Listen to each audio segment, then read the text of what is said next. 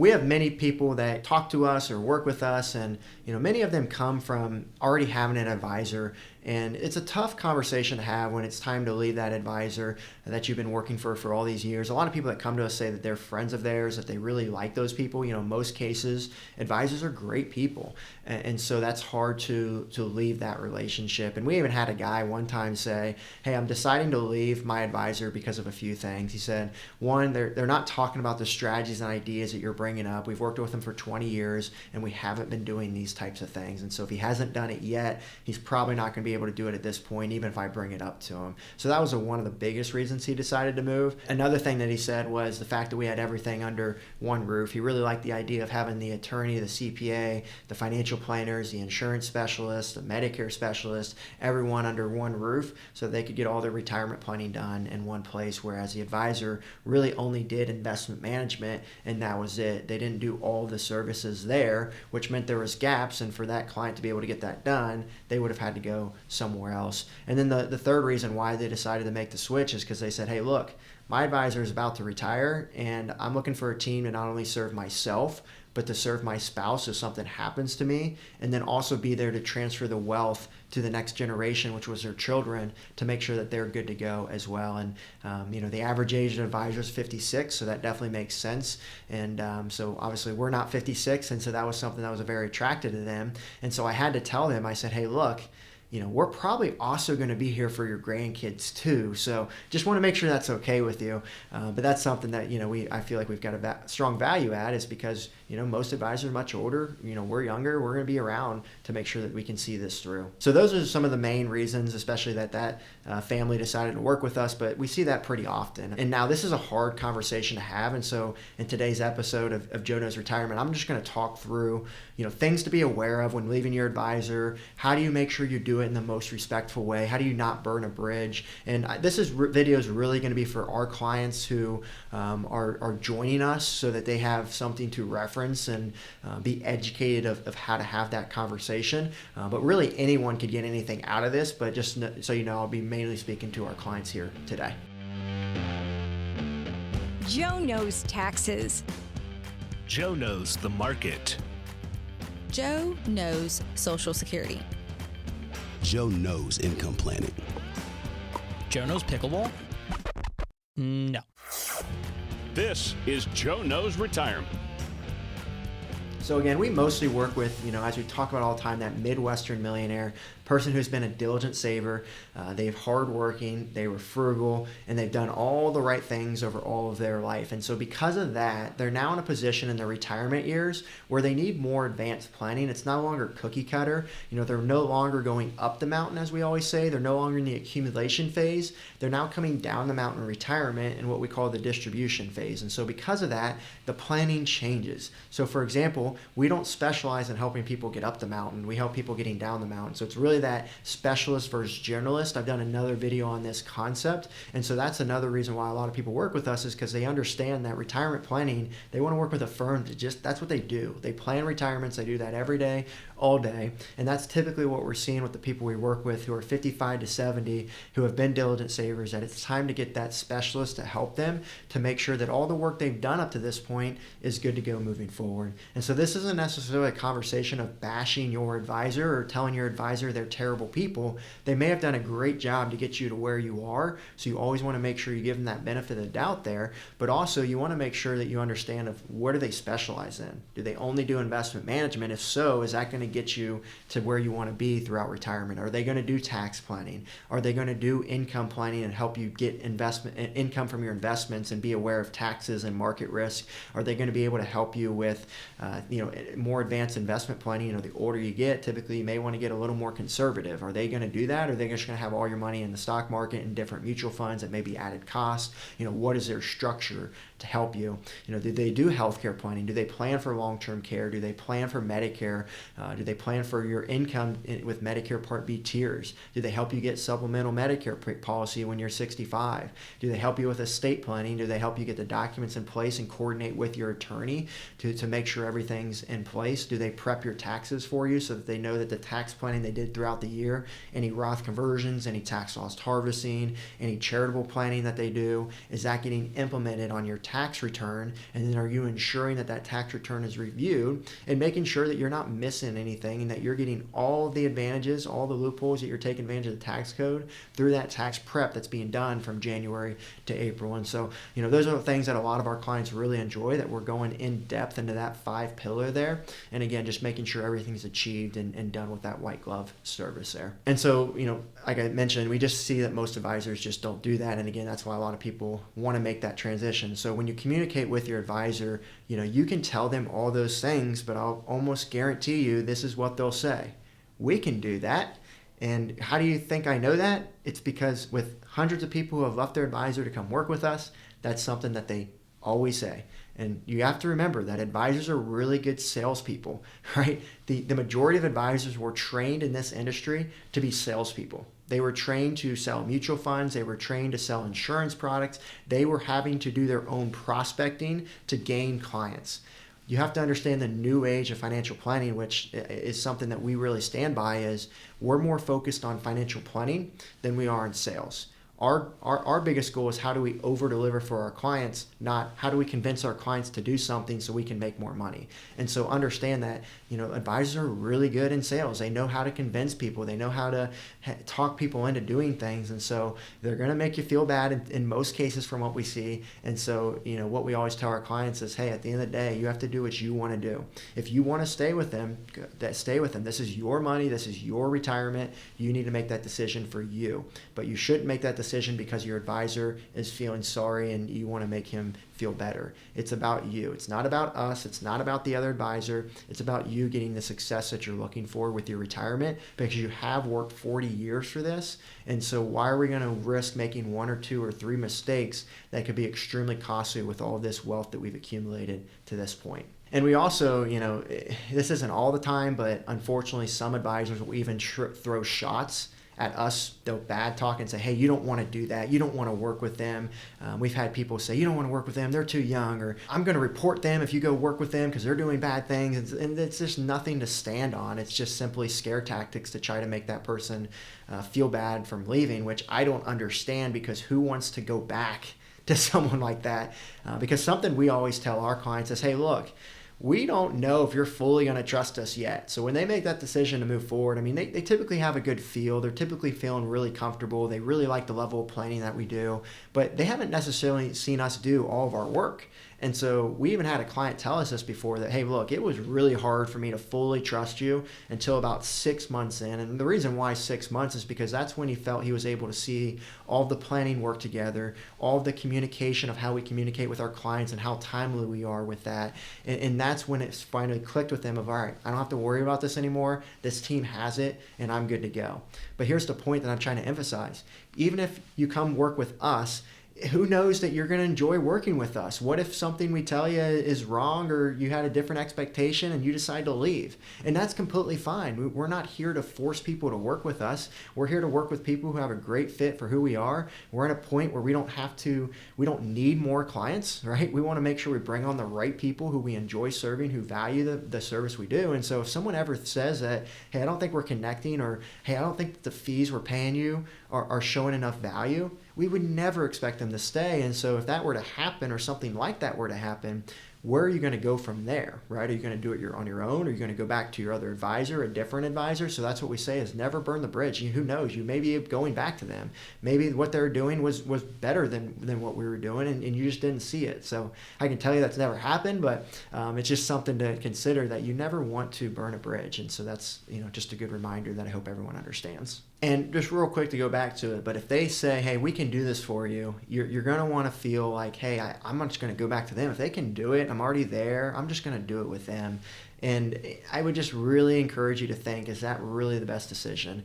If they haven't done it over the last 2 years or 5 years or 10 years or however long you've worked with them, why have they never brought that up? And something we always talk to our clients of is, that are weighing this decision is, why haven't they brought it up? Are you advising them, or are they advising you? And so I don't know what type of relationship, that person would specifically want, but if they want more of a proactive relationship, that doesn't seem to solve it. But if they want more of, hey, I want to do more of the advising, I want to be the advisor, then I would tell them that, you know, paying an advisor a full fee, they may not be the right move. Maybe you just go to a lower cost investment management platform where you can maybe pay half of what you're currently paying, and then you can do more of the planning. But if you're the one calling the shots and you're paying a full fee, I'm just going to ask you if you feel like that's worth it. And if not, then either work with a full service team who charges that full price but does full service, or again, there's other options out there where you could potentially save money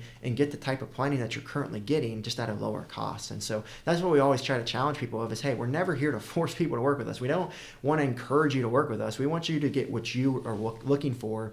And so that's something we always want to advise of. And we've even seen sometimes where people say, hey, yeah, we didn't offer that in the past, but now we are. And then where my mind goes, I don't know where your mind goes, my mind goes, oh, wow, so you're just starting with this. This is new to you and you've never done this before. How excellent is that service going to be if they're new to it? So tax planning is a big one that we obviously specialize in, that we get so many people that come to us because of our tax focus and everything we do within our 5 pillars, and most advisors just don't do it. And so, we've had people come in where, we go through and talk about tax planning. They're like, all right, let me see if my advisor talks about it. And they ask them and they go, oh no, we haven't done that, but now we do. And we have this great software and we can do this, this, and this, and this. And it's like, and then they show them a report and it's like, there's nothing there. All it is an analysis. It's just a 40-page report with all these numbers. It's no strategy. There's no expertise within that report. Anyone can do a report. You could go online and print out a report of your tax situation. It's not showing you any results. And so just be aware of that too, and just making sure that you actually get what's going to add value to your bottom line. And with all this, I'll just share like my personal opinion when it comes to leaving an advisor. We don't really have people leave, our clients leave us here at Peak Retirement. I mean, our retention rate is well over 99%. We've only lost, I think, a few people, and we've never lost someone to another advisor. The people who have left us have only left us to go do it on their own. So basically, they gave it a shot, and then they decided, hey, this probably isn't for us. We probably just want to do this on our own, which is totally fine. And they understood that, hey, we're probably going to miss things. We're probably not going to get all the services, but we still feel comfortable with that relationship because we were able to add them a lot of value and make sure their plan was in a better place for when they were doing it on their own moving forward. And so they did it on their own before. They tried it out. They decided they want to maintain control, and so they did it on their own. And in each of those times, they basically admitted, hey, we're probably going to miss things. We're probably not going to get everything done the right way, but at the end of the day, we have enough money. We're good to go. And so they decided to do that. But if someone ever were to come to us and say, hey, we're leaving your firm to go to another advisor, my instant reaction would never be, oh, wait, what? Like, no, you can't do that. You have to stay here. Like, that's just, I don't know. I don't enjoy that conversation. The conversation would be more so of, well, one, congratulations for finding a firm that you feel is going to do better work than us, because at the end of the day, that's the goal for them to get the best service. My first question would be, why? What do we miss? Where did we go wrong? It would be extreme ownership of reflection of, hey, look, I'm not trying to convince you to stay with us or come back to us. I'm going to respect your decision. I just want to know what feedback we can do of where we went wrong. Where did our advisors maybe make a mistake? What advice did we give you that didn't connect with you?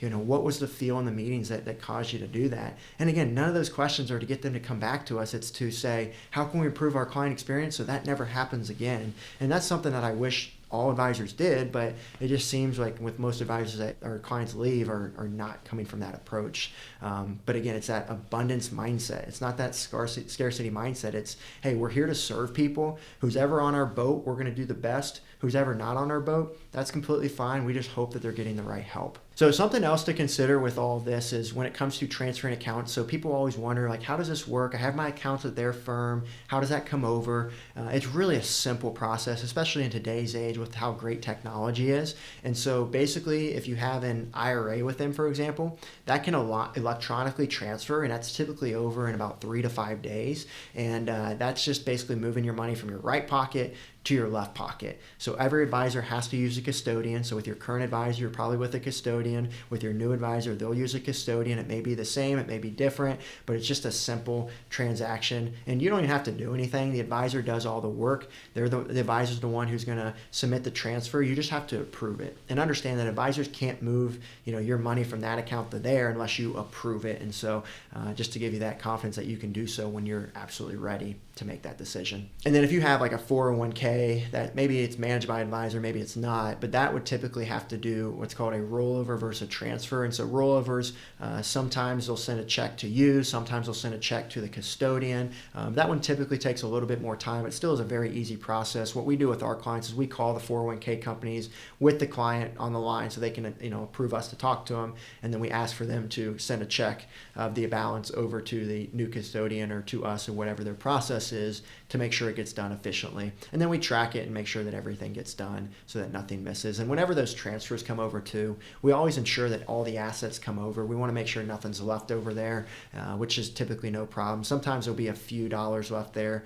because of what's called a residual sweep, and then that will just come over. That they do that every week or so to make sure all the assets end up over. So if there's a few accounts over there, the other thing to understand is that some accounts may not transfer over because they have to get sold off first. And if that's the case, that's pretty easy. We just have to call that company and get it sold off, and then we're good. And also understand when you transfer these accounts, like some people think that, I got to go tell my advisor I'm leaving so that he can transfer my accounts over. No, it actually doesn't work that way. Typically what happens is it just goes to the back office of the custodian. So the advisor really doesn't interact with that transfer at all. All they're doing is being able to see the money leave in most cases. We've even had cases where the advisors didn't even know the money left. They never reached out to the client or called the client and say, hey, I just want to see what's happening, which in my mind is a huge concern.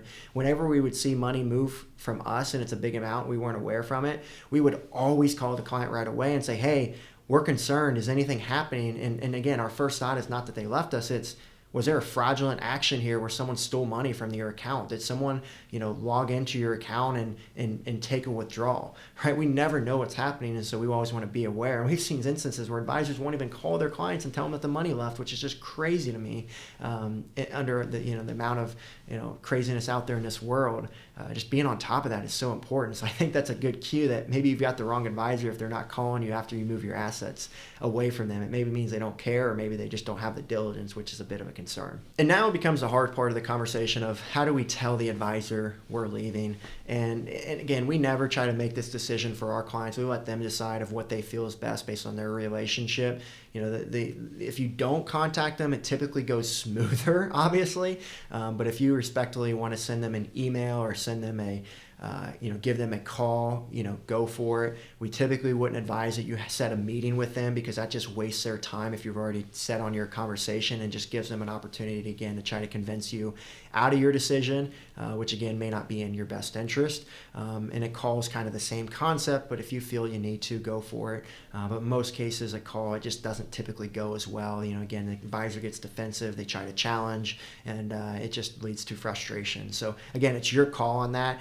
But what our clients have typically found the best if they do want to reach out is just by sending a simple email. And we actually have 2 templates here. And we'll actually show these on the screen, and I'll go through them so you get an idea of what type of language to use. Again, you don't have to use this specific language, but just to be able to trim it how you wish and how to frame it in the best mindset. But our whole goal with the language we're using here is just to give comfort and let them know that we're not moving because we don't like you. It's simply because we want a different type of service, and just gives them a better feel of saying, hey, thank you for everything you've done. And so that's something that we'll discuss here. So email number 1, which you can see on the screen there, basically just says, hey, dear advisor, I wanted to send you a quick note to inform you that after careful consideration, I've decided to take a hands-on approach with my finances. And so this option 1 is going to be more generic if you don't want to tell them where you're going or give them any information. And so that's just saying a hands-on approach is just going to allow them not to be able to challenge it or much, or not be able to talk bad about where you're going. And then with, basically what's next is with that, I will be transferring my accounts to another custodian in the coming days. Again, you're not even saying you're moving advisors to, again, not to give them any challenges. They may just think you're doing it on your own, and onward you go. I ask that you respect my decision, and it is not necessary for you to contact me further. So again, just setting the tone of like, hey, we made our decision. We don't want you to try to convince us. This has been done. It's already been talked about. It's already been thought through. Please respect my decision making. Don't act like I don't know what I'm doing. Is basically what you're trying to express there. And then the next is, I appreciate your past assistance, and I do hope I can use you as a resource in the future should the needs arise. So again, just not burning the bridge, leaving the open door in case you do decide to go back to there. I mean, if you've worked with them this long, it must have been a decent relationship. You don't want to just talk bad about them or make them feel bad for no reason. And then thank you again for your professional guidance. I would not be as well off without your help to this point. Wishing you and your firm all the best. So again, just very polite, very respectful.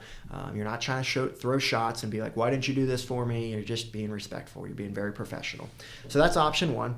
And then option two is where, if someone wants to get more specific into the type of email they're sending, and, if they want to tell us, like, for example, our clients, if they want to say, hey, we're going to peak retirement for these reasons and want to be more transparent, that's what this looks like. Again, it's going to be your field. We don't really recommend one or the other. It's based on your relationship and where you want to go with it. And again, the other reason for these emails is just to give them clarity that, hey, there is no fraudulent things going on here. These accounts are transferring over, no issues there. So for option two, there's many ways you can start this. In this example, it's saying I recently attended an educational workshop where Peak Retirement presented on their expertise regarding not just investments, but tax planning, estate planning, income, and healthcare planning. So again, it just shows the level of breadth that you're deciding to go to, and basically saying, hey, your investment only approach, or your non-comprehensive approach isn't necessarily what I'm looking for. And you can change this. I mean, we get a lot of clients from everywhere.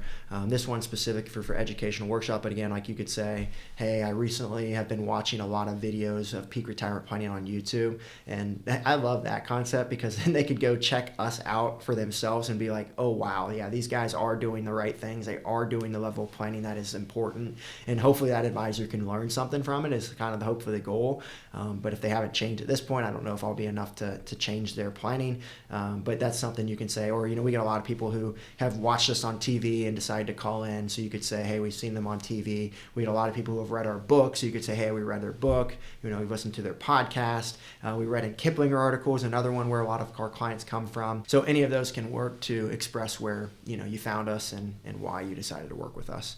And then the next is, upon subsequent meetings with their team, we discovered that they also prepare taxes and work with an in-house estate planning attorney. Again, just showing our level of service. Basically, the point of this is basically so they can't come back and say, well, we can prepare your taxes in-house. We have an estate planning attorney that meets with our clients that we coordinate with. Again, you're trying to make sure they cannot challenge it and understand where you're coming from. So again, this is only if you want more detail. Option A is going to be more general, so you can decide for that. Because obviously most advisors just don't work with a CPA or an attorney. They just say, hey, go work with someone else, good luck, and best, they may send you a reference or referral, but they're not going to sit in on the meetings. They're not going to make sure everything gets done.